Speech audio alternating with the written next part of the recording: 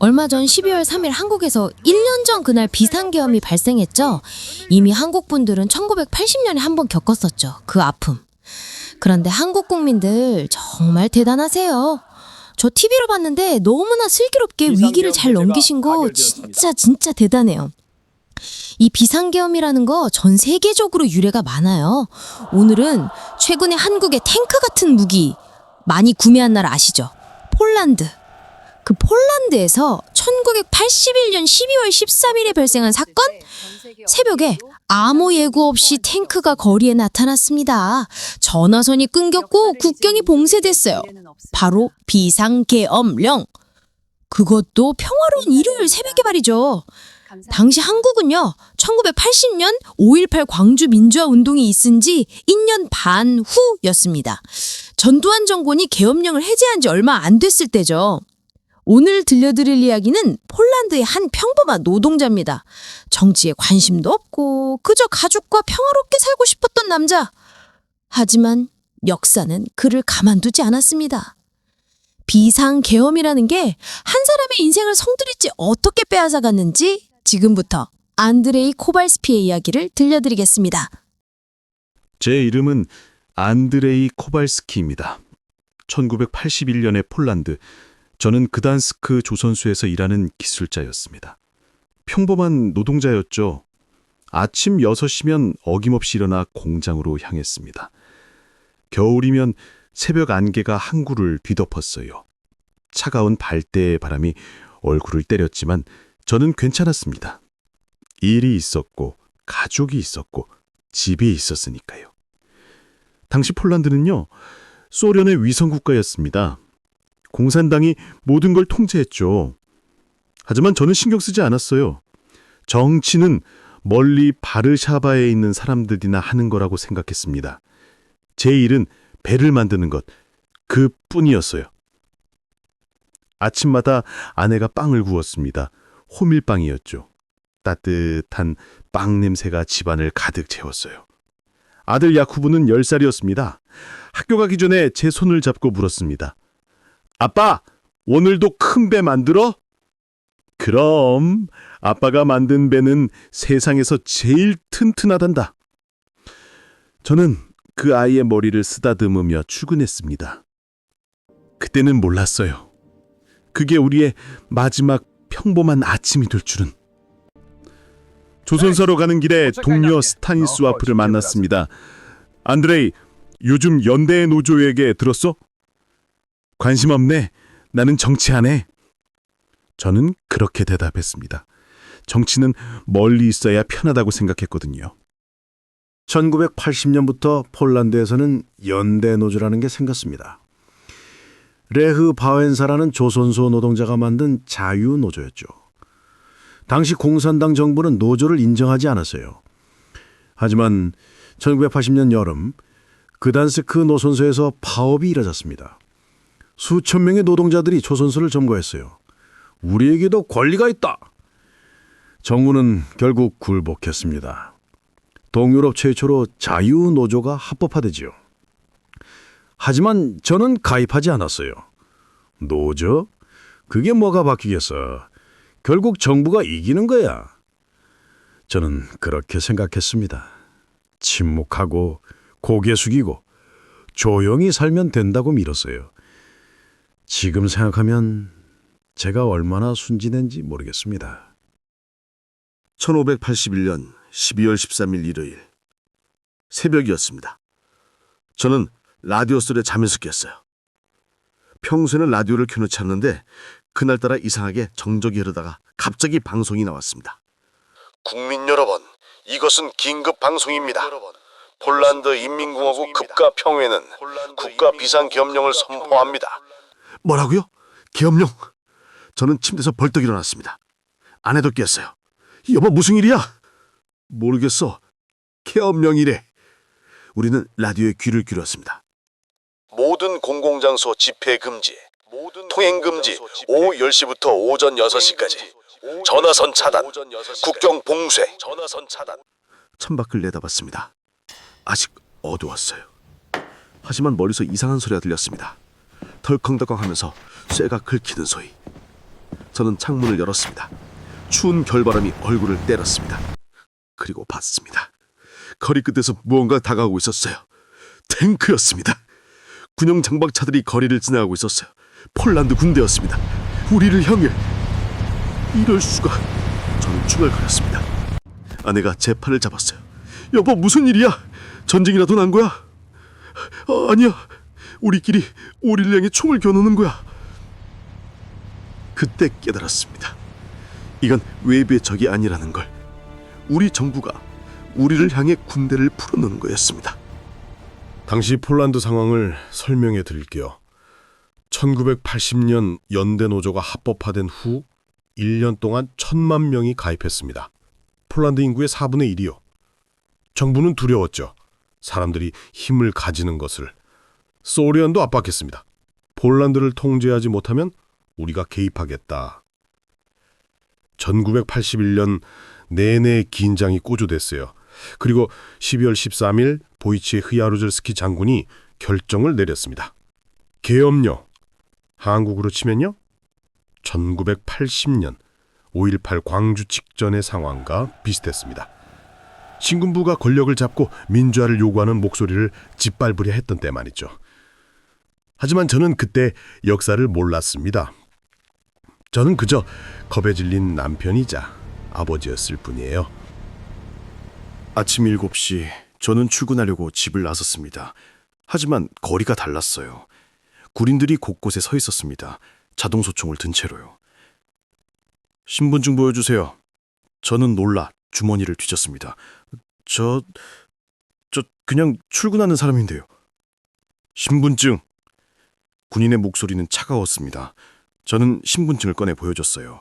그는 제 얼굴과 사진을 번갈아 봤습니다. 코발스키 안드레이. 그 당시 그 조선소? 네, 맞습니다. 조선소는 오늘 폐쇄됐습니다. 돌아가세요. 네? 제가 일을 해야 돌아가라고 했습니다. 저는 어쩔 수 없이 돌아섰습니다. 일을 할 수 없다고요? 그럼 전 뭘 먹고 살라는 건가요? 집으로 돌아가는 길에 이상한 장면을 봤습니다. 전화박스마다 자물쇠가 채워져 있었어요.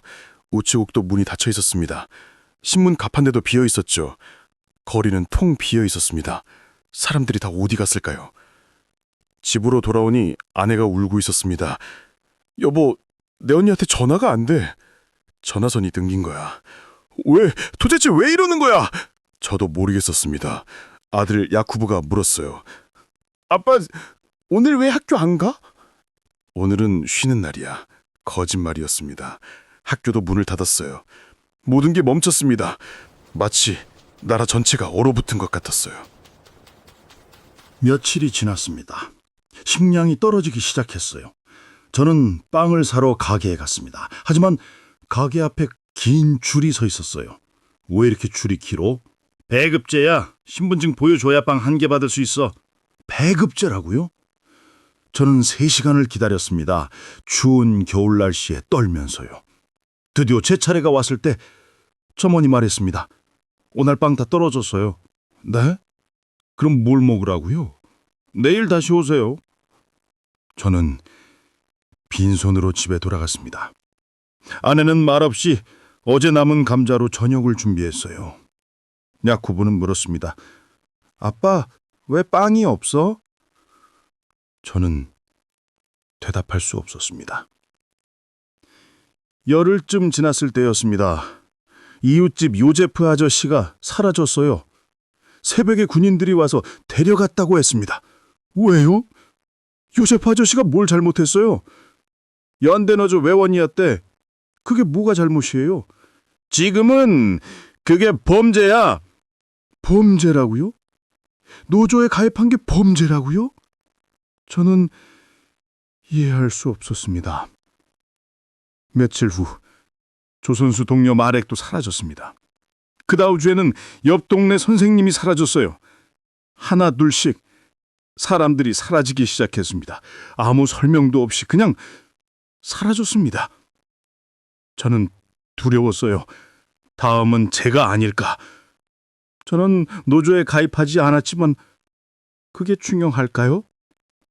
아무도 안전하지 않았습니다. 크리스마스가 다가오고 있었습니다.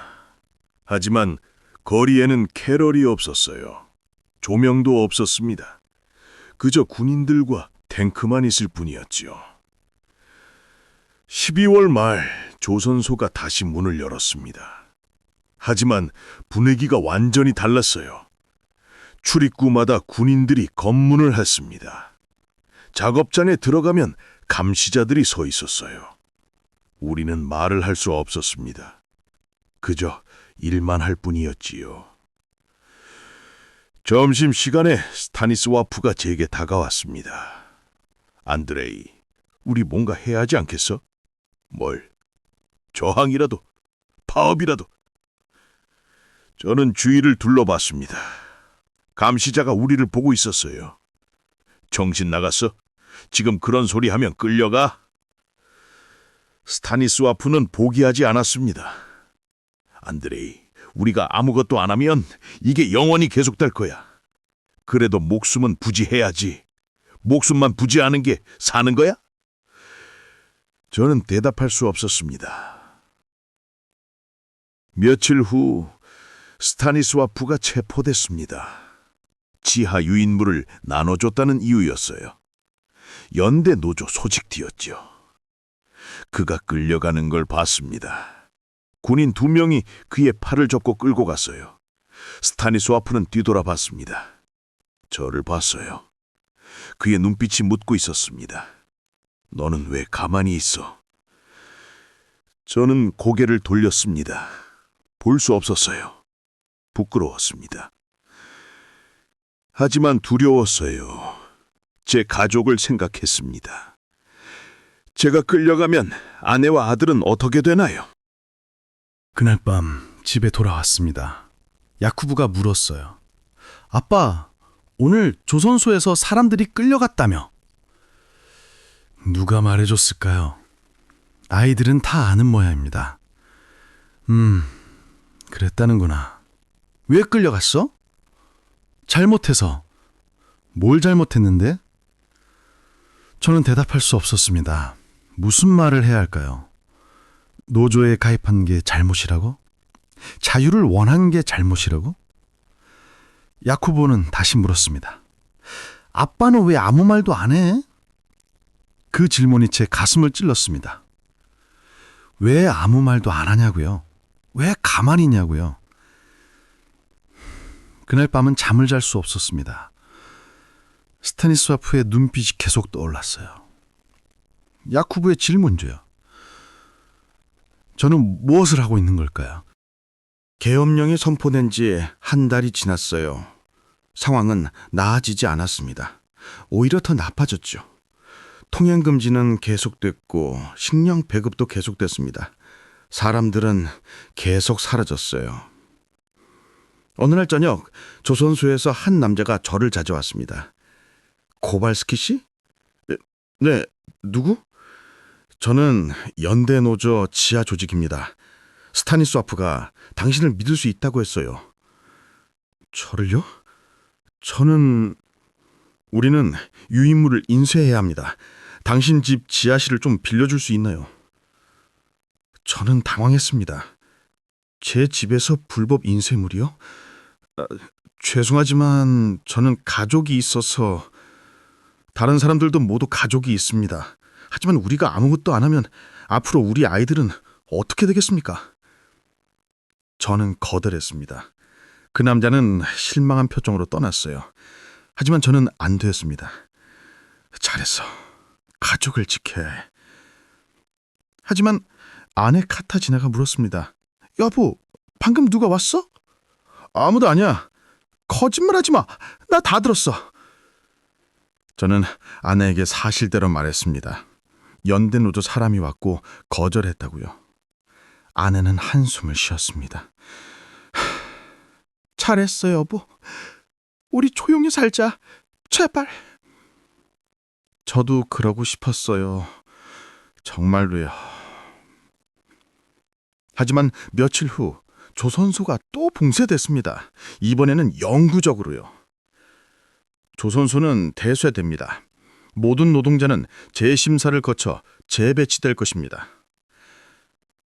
제 심사라니요. 정말 이건 또 무슨 뜻인 걸까요?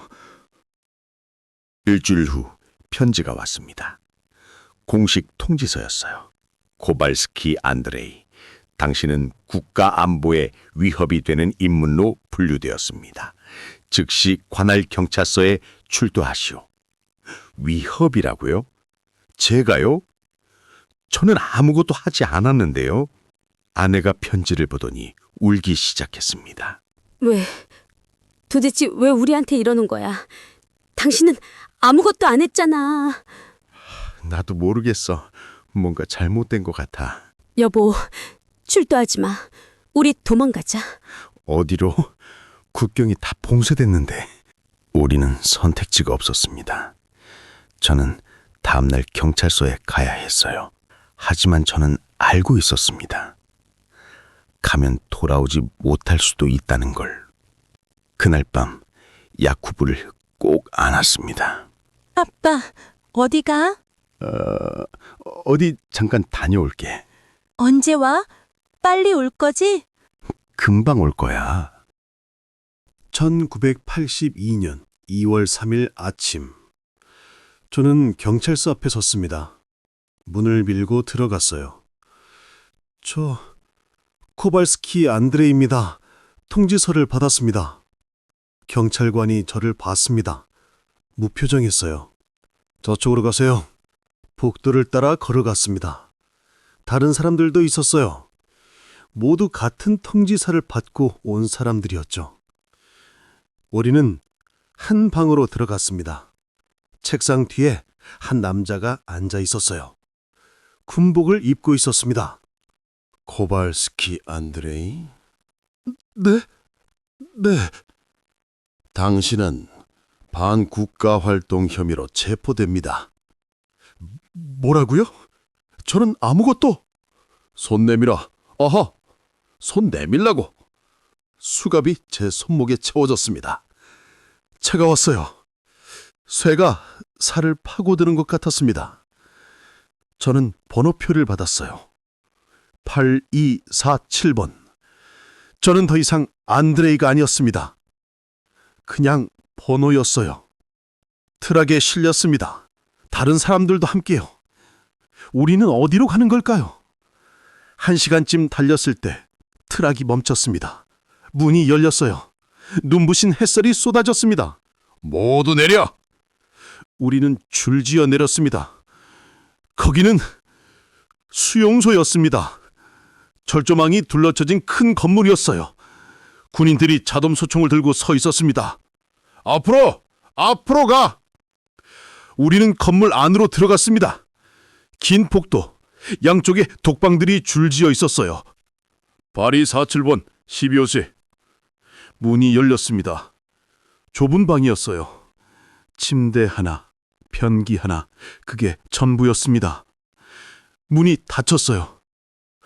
쾅. 이제 저는 혼자였습니다. 첫날은 아무 일도 없었습니다. 그냥 방에 갇혀 있었어요. 창문도 없었습니다. 시간이 얼마나 지났는지 알 수 없었어요. 두 번째 날부터 신문이 시작됐습니다. 한 남자가 저를 데리러 왔어요. 다른 방으로 갔습니다. 책상과 의자가 있었어요. 앉아. 저는 앉았습니다. 남자가 책상을 쳤습니다. 저는 움츠러 들었어요. 코갈스키 안드레이, 그단스크 조선소 근무. 맞나? 네, 그 스타니스와프 노박을 아나? 네, 같이 일했습니다. 그가 불법 유인물을 배포한 걸 알았나? 몰랐습니다. 거짓말하지 마. 당신도 연루도 있어. 아닙니다. 저는 아무것도... 입 닥쳐. 남자가 책상을 쳤습니다. 저는 움츠러 들었어요. 당신은 국가의 적이야. 인정해. 신문은 매일 계속됐습니다. 같은 질문, 같은 대답. 저는 아무것도 하지 않았다고 말했어요. 하지만 그들은 믿지 않았습니다. 어느 날 그들이 말했습니다. 코발스키, 우리는 증거나 있어. 당신이 지하 모임에 참석한 걸 아닙니다. 저는 한 번도 거짓말하지 마. 증인이 있어. 증인이라고요? 그런 게 있을 리 없잖아요. 저는 지하 모임에 참석한 적이 없는걸요. 누가 저를 모함한 걸까요? 저는 혼란스러웠습니다.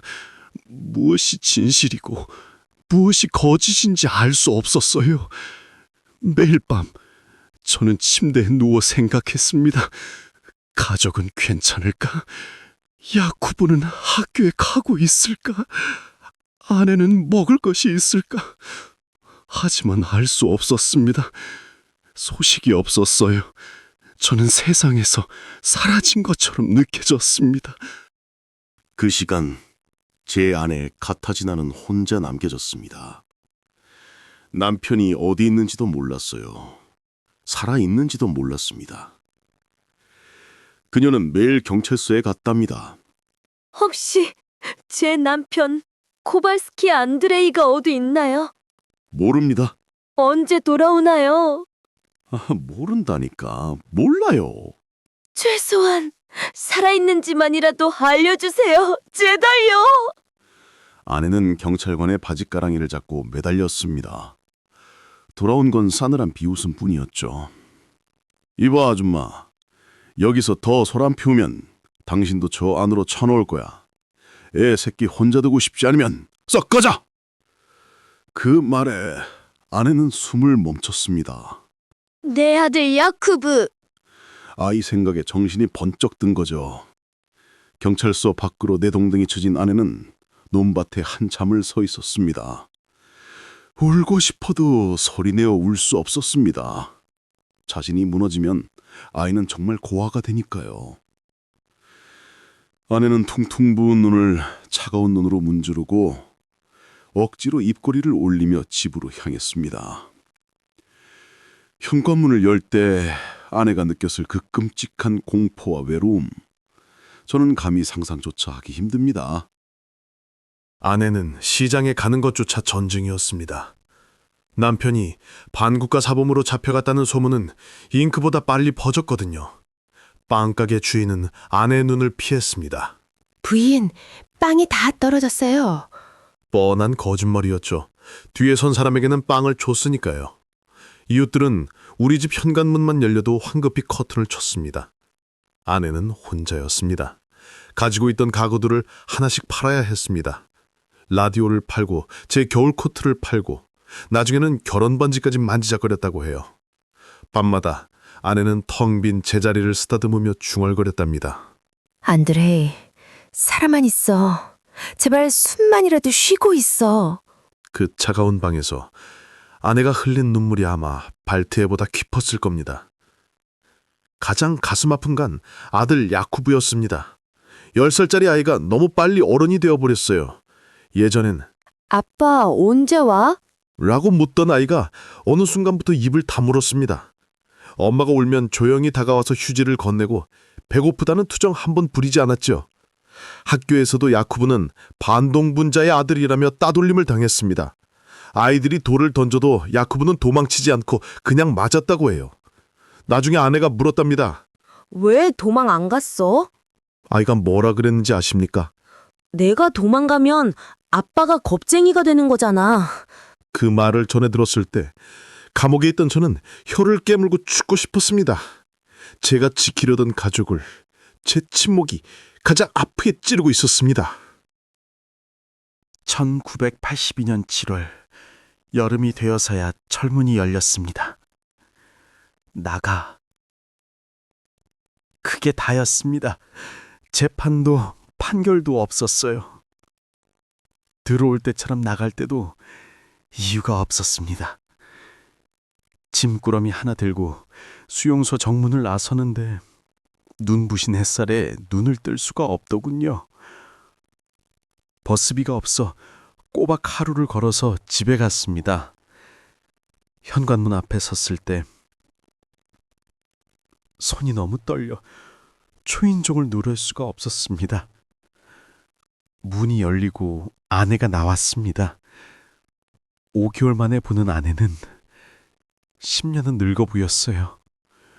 우리는 아무 말도 못하고 서로를 부둥켜 안고 현관 앞 차가운 바닥에 주저앉아 짐승처럼 울었습니다. 살아 돌아왔다는 기쁨보다 우리가 겪은 이 지옥이 너무 억울해서 그렇게 한참을 울었습니다. 하지만 진짜 형벌은 그때부터였습니다. 조선소로 돌아가려 했지만 입구에서 제지당했습니다. 코발스키 씨, 당신 이름은 블랙리스트에 있습니다. 폴란드 어디에서도 당신을 고용하지 않을 겁니다. 저는 해고 통지서 한 장 받지 못하고 쫓겨났습니다. 기술자로서의 자부심, 그건 사치였습니다. 저는 가족을 먹여 살리기 위해 공사장 막노동, 청소부, 짐꾼 안 해본 일이 없습니다. 길을 걷다 경찰 사이렌 소리만 들려도 식은땀이 줄줄 흐르고 다리가 풀렸습니다. 밤이면 군화발 소리가 들리는 환청에 시달려 잠을 설쳤죠. 감옥에서 몸은 나왔지만 제 영혼은 여전히 그 독방에 갇혀 있었던 겁니다. 국가는 저를 투명인간 취급했고 저는 숨죽인 채 유령처럼 살아야 했습니다. 그 지옥 같은 시간 속에서 역설적이게도 저는 변하고 있었습니다. 예전에 정치 싫어, 나만 잘 살면 돼 하던 안드레이는 죽었습니다. 저는 알게 되었습니다. 내가 외면했던 그 정치가 내 밥상을 엎고 내 아이를 울리고 내 인생을 송두리째 앗아갈 수 있다는 것을요. 저는 더 이상 동료들이 끌려갈 때 고개를 돌리지 않았습니다. 몰래 지하 유인물을 나르는 아이들에게 따뜻한 수프를 끓여주었고 해고다는 동료 가족을 위해 푼돈을 모았습니다. 비록 큰 영웅은 못 되었지만 적어도 비겁한 아버지는 되지 않기로 했습니다. 야쿠브에게 말했습니다. 아들아, 세상이 잘못되었을 때 침묵하는 건 그 잘못에 동의하는 거란다. 아빠는 그걸 너무 늦게 배웠어. 세월이 흘러 1989년 드디어 폴란드에도 봄이 왔습니다. 연대노조가 승리했고 공산 정권은 무너졌습니다. 그날 저는 텔레비전 앞에서 펑펑 울었습니다. 그리고 지금 저는 백발의 노인이 되었습니다. 가끔 그단스크 조선소 앞을 지나갑니다. 그곳엔 이제 자유라는 단어가 떳떳하게 적혀 있죠. 한국에 계신 여러분, 제 긴 이야기를 들어주셔서 감사합니다. 부디 기억해 주십시오. 우리가 지금 누리는 평범한 일상, 가족과 함께 먹는 저녁 밥상, 마음껏 떠들 수 있는 자유, 이 모든 건 공짜가 아닙니다. 누군가의 피와 눈물, 그리고 용기 위에 세워진 탑입니다. 그러니 부디 깨어 있으십시오.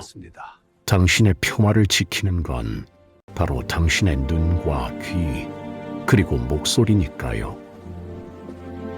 안드레이 코발스키. 그는 그 당시 폴란드 실존 인물을 모티브로 한 가상의 이름입니다.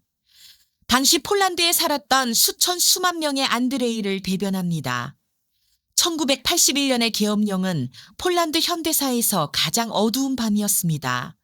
하지만 그 어둠 속에서도 사람들은 서로의 손을 놓지 않았고 결국 8년 뒤 동유럽 민주화의 첫 불꽃을 피워 올렸습니다. 오늘 이야기 듣다 보니 우리의 지난날과 겹쳐지는 장면이 꽤 많아 보였습니다. 지난날 우리는 신군부에 의해 한번 크다란 아픔을 겪었습니다. 아직 그 아픈 상처가 다 치유되지도 않았는데 지난밤 그때 난데없는 비상계엄이라는 말을 또 듣게 되었습니다. 비록 국민들의 용기 있는 힘이 모여 잘 극복하였지만 우리는 오늘 세계사적 비상계엄이 주는 교훈을 다시 새겨보게 되었습니다. 역사를 잊은 민족에게 미래는 없다라는 말이 있습니다.